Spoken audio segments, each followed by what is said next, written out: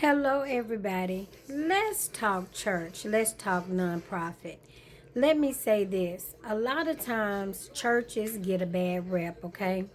And here's the thing when it comes to churches, first of all, let's just say how this works. The people come from the streets to the seats. From those seats, you get deacons, you get ministers, you get teachers, you get everybody.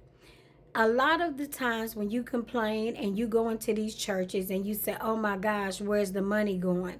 And you look at the pastor and you assume that the pastor is getting all the money because he looks sharp, he wears a suit or whatever.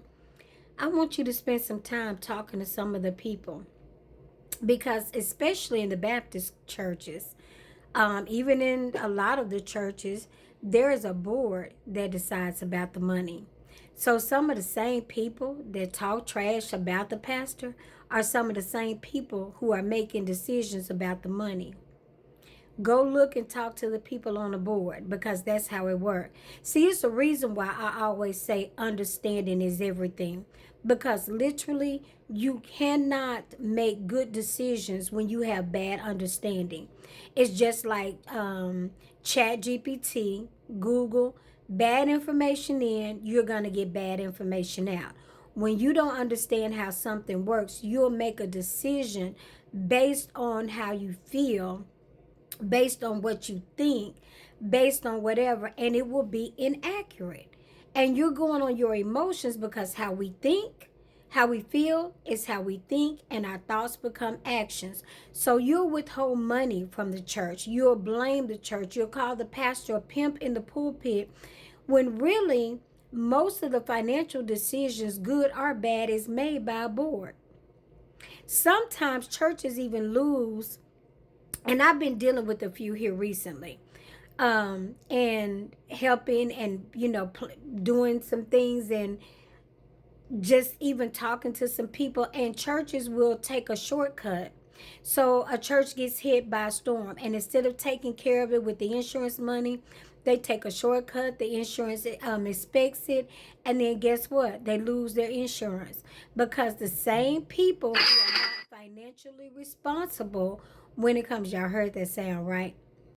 That's making that money. But anywho, the same people who are financially irresponsible at home get on the board and they try to take the same shortcuts. That's why having an understanding of how systems work is so important. And that's why I tell potential entrepreneurs, before you judge, before you talk, go to that same job you don't like and look at the system so that you have a full understanding of why. Before you decide you don't like something, before you decide you already know who's doing what, ask some questions and be informed, because everything is not the way you think it is. Just because you think something doesn't make it accurate, doesn't make it right, doesn't make it so. So, talk to some of those people. Some of those same people that call the pastor, whatever. Ask them what board they sit on. Ask them how much they contribute. Ask them, do they understand how money should be distributed, how much money you should keep. Because when you sit on a board of any level, you are taking something to the next level, and your financial responsibility goes with it as well. Your financial knowledge goes with it. And people expect you to make good decisions based on that knowledge. You'd be surprised how many people talk about other people and yet they don't have a clue on how they would handle the same situation. It's been your girl, the Queen Bee. It's been your girl, Candy with Kim. I am provoking. We're talking about tithing. We're talking about churches because I want you to think deeper and better. That's all I'm saying.